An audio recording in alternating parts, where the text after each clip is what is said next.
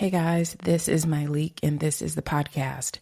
Today's guest is Dr. Alexandra Solomon, a psychologist, professor, and expert on love and relationships. Now, how do we get here? Dr. Solomon's book, Loving Bravely, completely shifted the way I think about relationships. And I have recommended this book to just about everyone I know, whether you are partnered, married, single, dating. I really just, it doesn't matter where you are. I have just found this book to be so helpful. If you have ever wondered how your childhood shaped the way you love, why relationships challenge us to grow, or how to build deeper, more fulfilling connections, this conversation is going to be for you. On today's episode, we are diving into everything from relational self-awareness to dating dynamics, the role of the patriarchy in emotional availability, and why falling in love might not be what you should aim for. Let's get into it. This episode is brought to you by Audi. The road is calling. Embrace the thrill of the drive with the all-new, fully electric Audi Q6 e-tron. Featuring effortless power, serious acceleration, and advanced Audi tech. It's not just a new EV, it's a new way to experience driving. The all-new, fully electric Audi Q6 e-tron is here. The next chapter of Audi starts now. Every cup of Nespresso coffee is an invitation to transform your morning routine into a ritual you can treasure each and every day. Using the Vertuo Pup, a simple touch of the button freshly brews bold aromas and a rich, velvety crema layer for delicious cafe-quality coffee at home. Whether you enjoy your coffee hot or over ice, every sip, every morning is unforgettable. Nothing tastes like Nespresso coffee. Visit Nespresso.com or our app to explore our full range of easy-to-use machines and coffees not found anywhere else. I am so excited to be here with you today, Dr. Alexandra Solomon.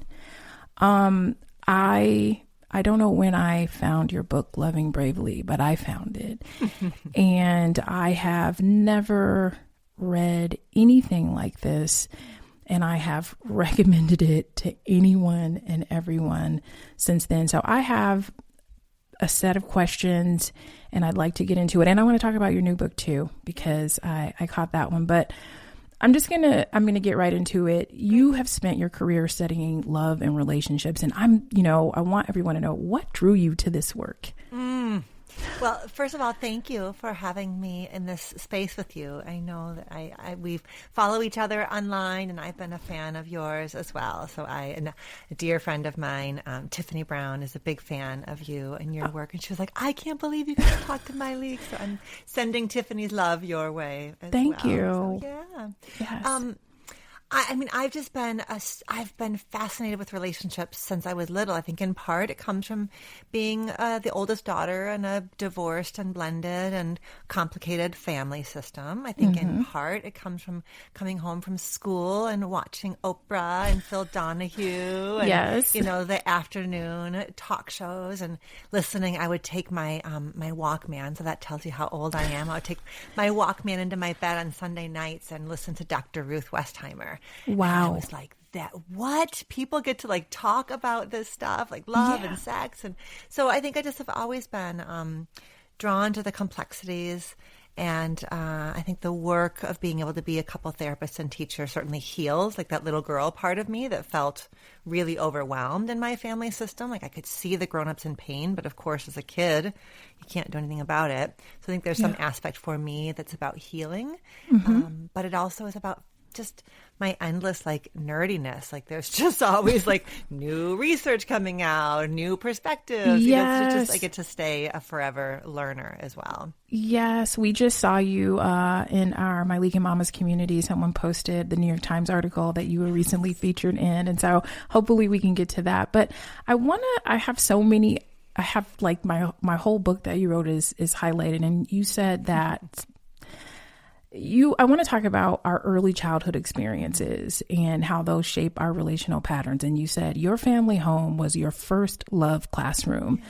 The family you grew up in granted you your first relationship curriculum. Tell us about that. It sure did. When we're little, we're just like these little sponges, we're students. And I think about what we took in. I think about it as two ways, what we observed and what we experienced. So in terms of what we observed the grown people navigating their own relationships, whether we were raised by a single parent or if we saw a marriage, that fell apart, saw a marriage that was thriving.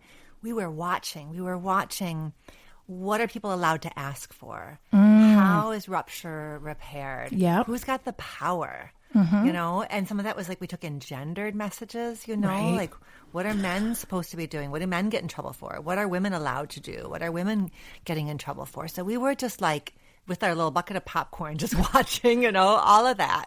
And then there was that was the observation, and the experience was, who did we need to be in our family? We weren't just observers. We were participants. We took on a role in our family system. Little kids become exactly who their families need them to be to create family stability. So what's the role that you played? And the role that you played in your family growing up, because it doesn't end, once you turn 18, it comes with you because that's your first experience of yourself as a relational beastie, That's how you learn who you are, and that's how you bring those beliefs about, I have to be the peacemaker, I have to be the perfect one. Those come with you into adulthood.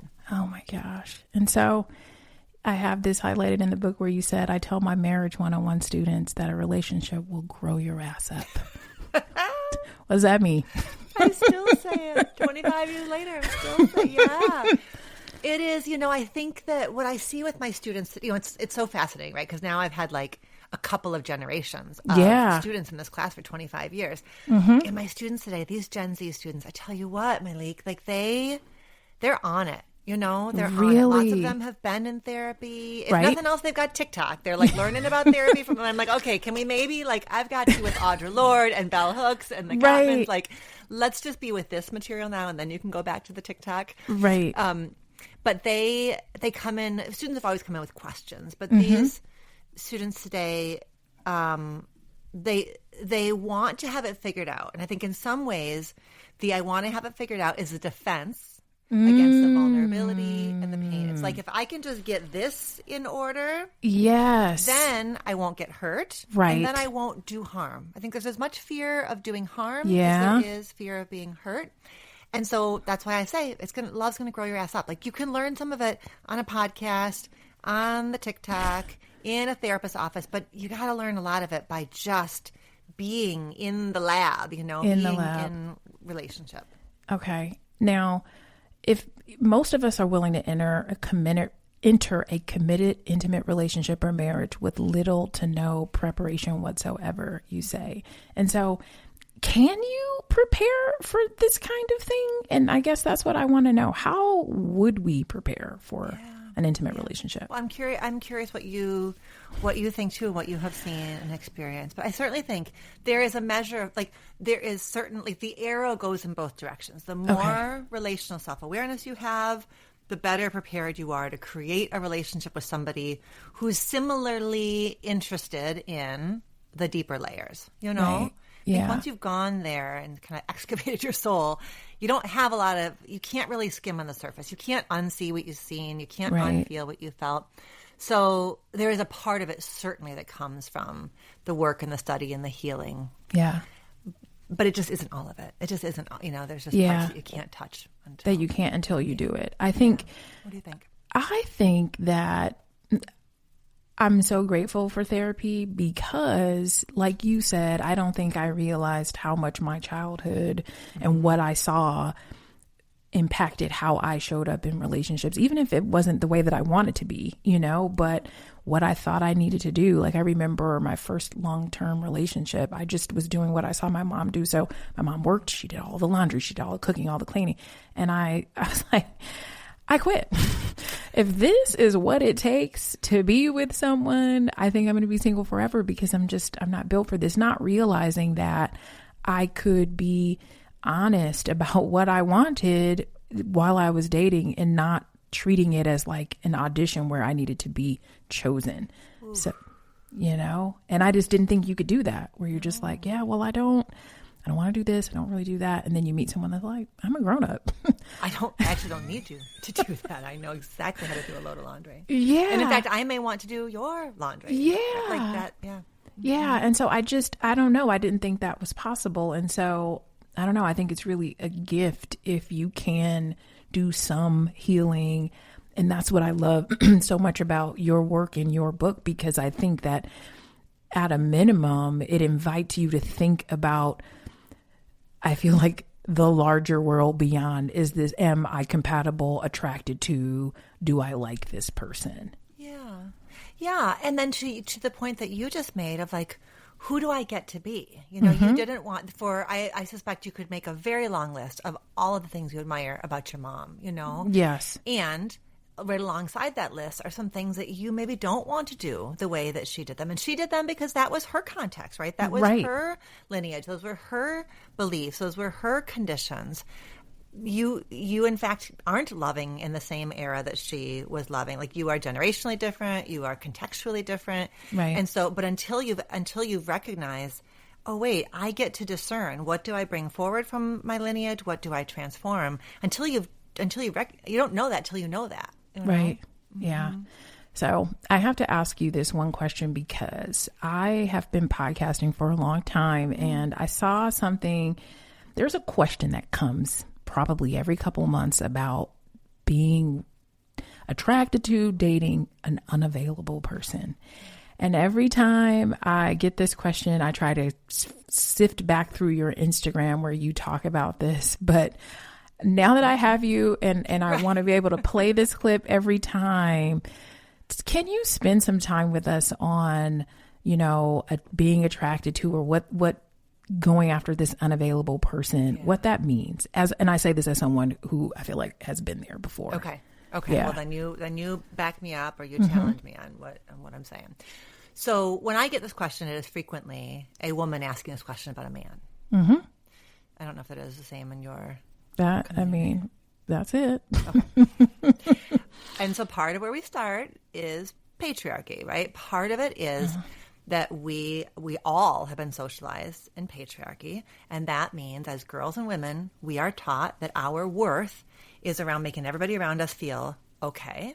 And boys and men are taught from a very, like, the research is so, like, heartbreaking. The research shows that by like 3-4, we talk to our boys, our little boys, less than we talk to our little girls, and we touch them less. That's the moms and the dads and the aunties, and like, we all do that because we all have come to believe that we've got to make our boys hard. We've got to get them ready for the world. And we believe that the boys are simple. We believe that their emotional world is simple. In fact, a little boy's emotional world is as complex as a little girl's is. We just teach them, you got to shut that shit down. Yeah. You know, we give them permission to be angry or happy. That's all. Wow. We don't give them permission to sad, to shame, to fear, to confusion. Right. So in some ways, an emotionally unavailable man is a man who listened well to the patriarchal socialization that he was given. He was a really good student. Wow. So there's like, that's a whole part of it, right? Like, that's why the gender piece has got to always be in the conversation. So a man in healing is a man who's getting in touch with his heart. But then it's like, okay, ladies, are we really ready to be with a man in healing? Because because now we're going to have our feet held to the fire too. Yeah. So that's a piece of it. Yeah. I think there's a piece of it for some of us who feel ourselves drawn to emotionally unavailable people, that is, we have equated love with hustle. We have equated the idea that if it's easy, something is wrong. If this person is this available to me, yes, he's whatever, I'm pulling the wool over his eyes. Yeah. Or something is wrong with him, like he's kind of like desperate or silly or foolish, or like a, what's the word that the youngsters use, like a simp. You know, he's just like a. So my question would be, what are you doing with the available partners? How are you labeling them? When you sense availability, what does it confront inside of you? And one thing I think it confronts is the idea that love equals hustle, that I should have to work for it. So even as we're protesting, that one's not available and that one's unavailable, it feels familiar. Yeah. So. Oh my gosh. I feel like when you started breaking that down and you're like, this is women talking about men. And then I'm silent because I'm like, you are so right. But I want to keep going because I have all the current questions. Social media, I feel, gives us endless relationship advice. What is, if you have it, a piece of popular dating advice that you don't agree with? Is there anything out there? I highly doubt that your ex was a narcissist. I think that, does love bombing happen? I mean, sure, but sometimes love bombing is actually an emotionally available partner that you don't know what the heck to do with. Oh, coming for us. Okay, can you spend a minute on because I feel like I have a lot of friends whose exes were narcissists. Right. Why do we say that and tell us the truth? I know. I've just started with a few new couples, starting therapy with a few different couples, and oh my goodness, like the number of like terms and labels that they were throwing at each other. This one is this and this one is, I was like, no, stop. We're not doing any diagnostic labels. I just met you 7 minutes ago. Like, no, we will, if we need a diagnostic label at some point to help us understand what's happening here, we will go and find one. Okay. I think that we reach, first of all, it is just like the therapy speak is in, you're making a point about social media. Like, we just have so much information. It's like a fire hose of information now. Yes. And those who are sharing the information aren't always licensed clinicians like yours truly. Right. They are people who are there to figure out how do you get the clicks and the likes. And the content creators get the clicks and the likes by throwing these terms out there and by helping the viewer feel justified, vindicated.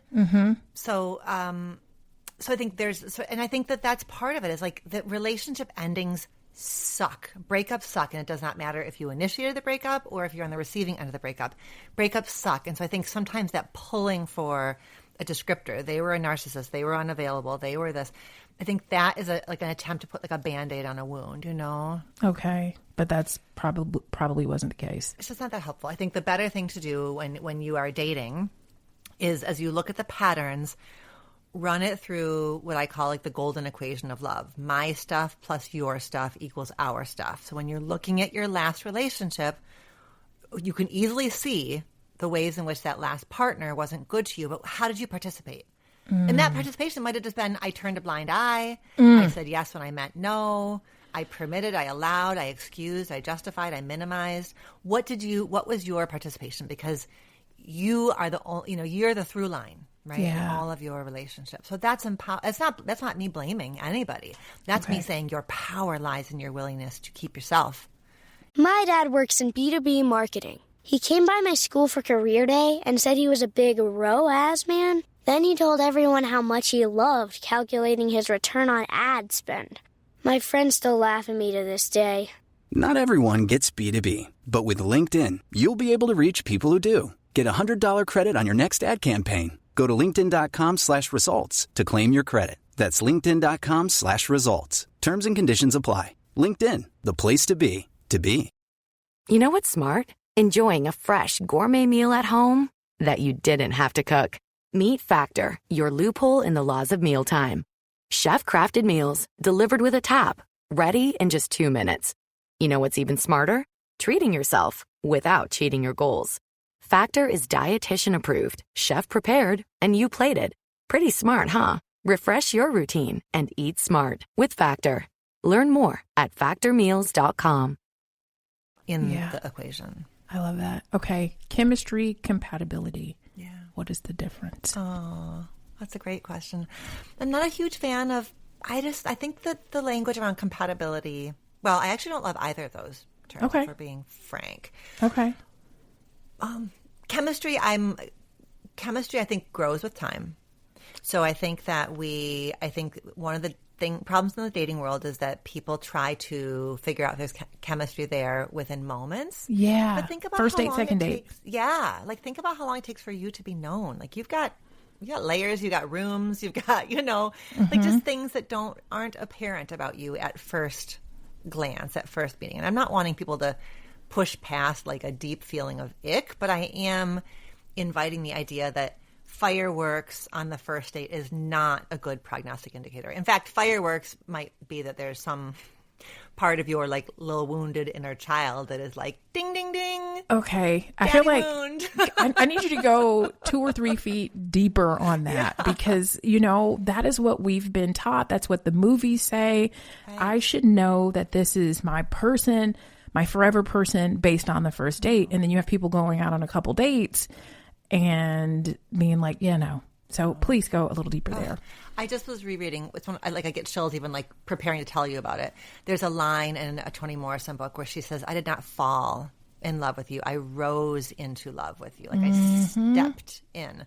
So we have this like Disney did us dirty belief that you fall in love, that it is like you are swept away. There's like a surrender. There's no agents. Like you can't even stop it. It's like a runaway train. That's the notion we have of good falling in love. Yeah. But listen, for those of us who've like been around the block, who have a trauma history, who have some therapy under our belts, like that feeling of being swept away, that is way too close to trauma, like kind of imprints and echoes.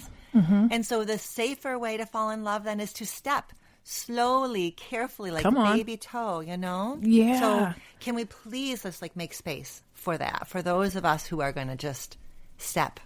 Yeah. And be real careful. Not paranoid, not suspicious, but just careful. And that is no less beautiful way to fall in love.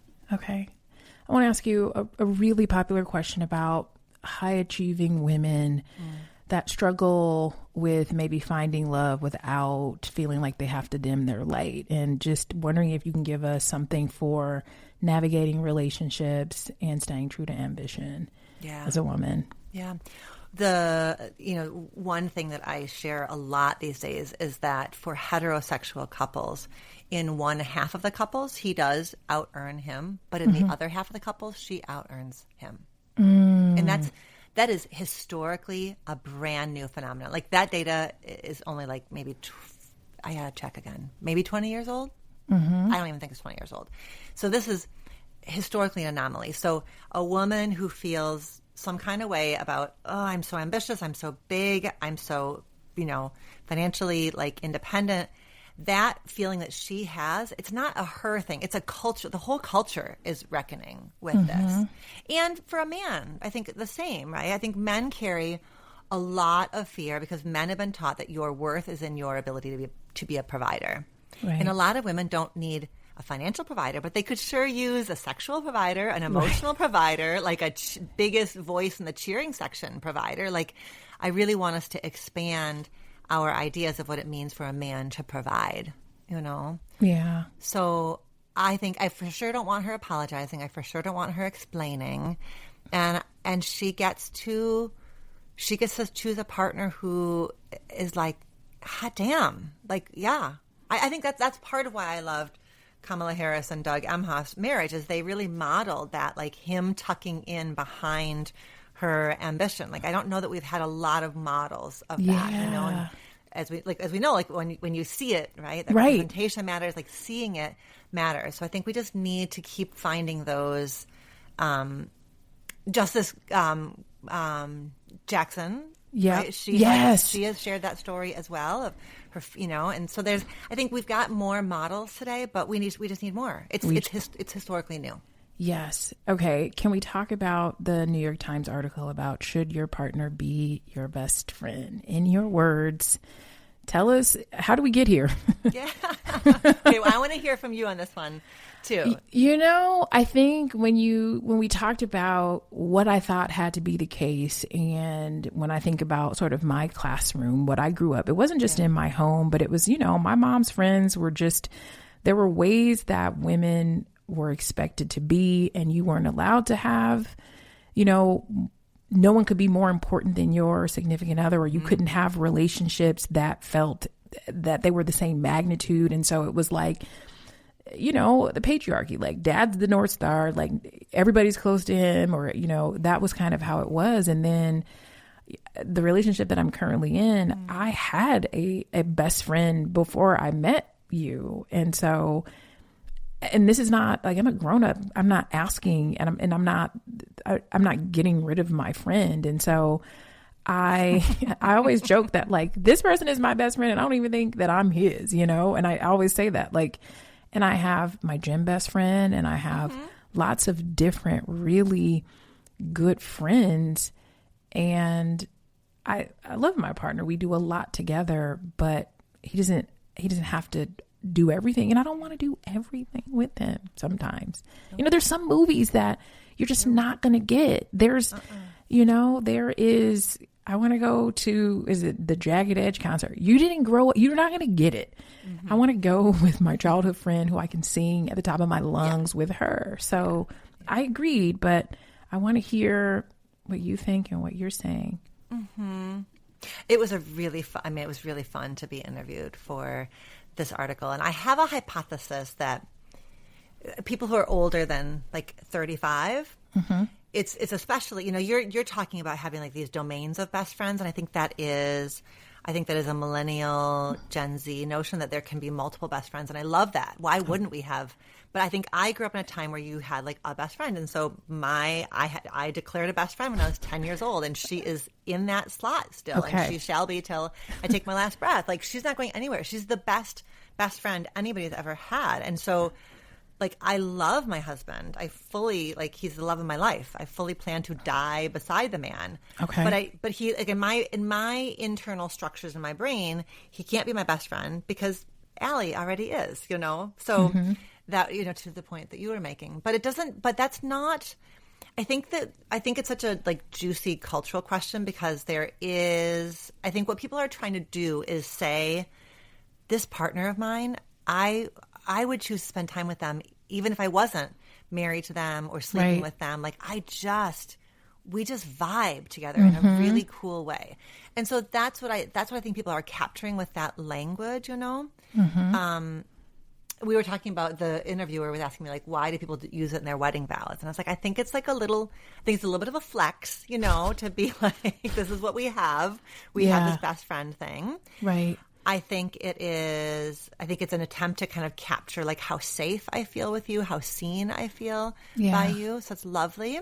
And I think there's just something, I think in some ways it's like, it's semantic. It's like, what is the word you use to capture that thing? Right. You know? And, but it didn't go when my husband was like, oh, wow. So in the New York Times, you are sharing with the world that I'm not your best friend. This is like maybe a little awkward. So I'm not. I was like, well, I'm not your best friend. He's like, don't tell me what you are to me. So it was a moment. Okay, right. He's like, then you've now told the New York Times I'm not your best friend. Yeah, right. Okay. Healthy conflict skills. Many of us were never taught healthy conflict skills. And so I want to know, what are some tools we can use to navigate disagreement without damage? Well, I think the most important one is just like a mindful timeout, a mindful pause, because the research is really clear that once we get to that place where it's like, yes, I did, no, you didn't, or we say the same thing over and over again, or where we feel too misunderstood to be understanding, where we feel too not listened to listen. Right. Once we're in that place, like the parts of our brain that are in charge are not the part that they're like the self-preservation parts of our brain. They're not the empathic, grown up, see it from multiple sides perspective parts of our brain. And even couples with very high relationship satisfaction scores can't pull themselves out of that vortex without a timeout. Really? You really do need like a nervous system reset. It's very hard to like go from that like nosedive and like pull yourself back out without like a shower, a walk, you know, like just listen to music, like just a little catch your breath, recenter. Tips moment. for saying that without the other person. Sometimes there are people who just want to, I'm talking, you're going to listen, and like, don't walk away from me. You know, how do we help that scenario? Yeah. It's a really common dynamic. It's called in the couple therapy world the pursuer-distancer dynamic. And I think the most important thing to know is that it's a dynamic where the more partner A pursues, the more partner B is going to distance. And the more partner B distances, the more partner A pursues. So it's somebody saying, we're stuck in our cycle. We're doing that thing we do. Pursuer, distancer, like just noticing. Because then if we can, the moment we can call it a cycle, then it stops being, you're wrong for following me around the house. No, you're wrong for shutting down. Nobody's wrong. Everyone's nervous systems are desperate to create safety. The pursuer is trying to create safety via connection. Yes. The distancer is trying to create safety via space. Mm-hmm. And in that moment, it's like inner child versus inner child. Nobody is like the empowered adult in the room. So that's why there needs to be a loving setup. One of my mentors, Mona, who wrote the foreword to Loving Bravely. Okay. She says, like, I love you too much to keep talking. Like that's the best way to take a break. Okay. Yeah. That's a good one. One last question before I have you talk to me about Love Every Day, because I opened it up and saw that there's daily exercises. And so I'm like, please tell us why and how to use this. But what is a question you wished more people ask themselves before getting into a relationship? Oh, that's a great question. Or what can we think about? Well, on my podcast, we just today published the sixth of six episode series we did about family of origin roles. We were talking before about the original love classroom and who you had to be in your family. So we've broken down 6 different roles and done just a really meaty episode on each of those roles. So I think the thing I want someone to ask themselves would be a question about that. Like, who did I feel like I needed to be in my family? And then what if I was, like, for example, the perfect one? How do I need to liberate myself from that role so that I don't play it out in my relationship? So I get to kind of round out some edges that haven't gotten explored within my, in this new relationship.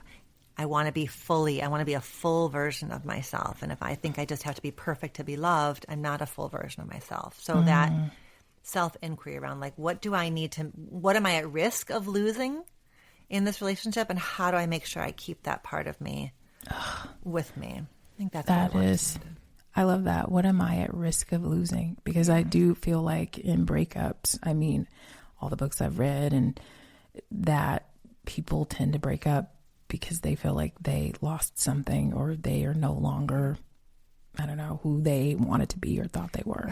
Right. And sometimes it is that their partner really demanded, like, don't be that person here.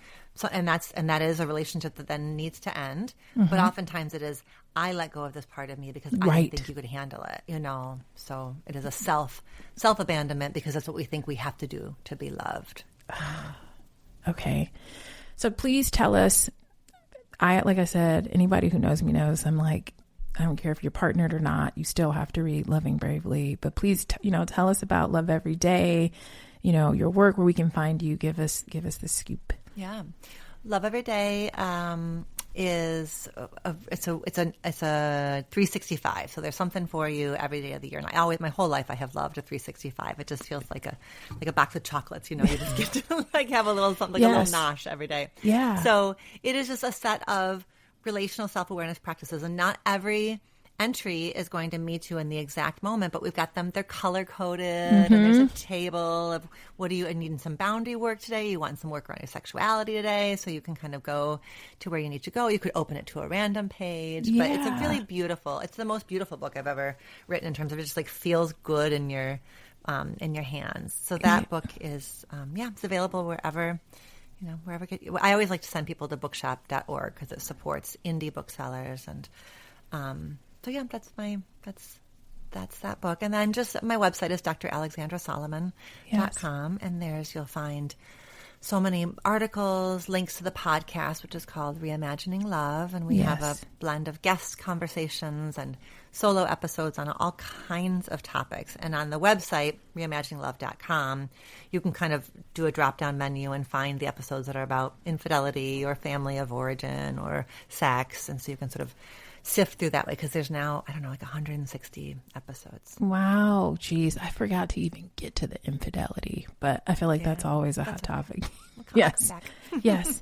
Thank you so much for your time today. I appreciate you. This was excellent. I'm so glad to finally meet you. You are a wonderful conversation partner. It was great. Yes. Awesome. Bye-bye. Bye. Hey guys, this is Myleik and this is the podcast. Today's guest is Dr. Alexandra Solomon, a psychologist, professor, and expert on love and relationships. Now, how do we get here? Dr. Solomon's book, Loving Bravely, completely shifted the way I think about relationships. And I have recommended this book to just about everyone I know, whether you are partnered, married, single, dating. I really just, it doesn't matter where you are. I have just found this book to be so helpful. If you have ever wondered how your childhood shaped the way you love, why relationships challenge us to grow, or how to build deeper, more fulfilling connections, this conversation is going to be for you. On today's episode, we are diving into everything from relational self-awareness to dating dynamics, the role of the patriarchy in emotional availability, and why falling in love might not be what you should aim for. Let's get into it.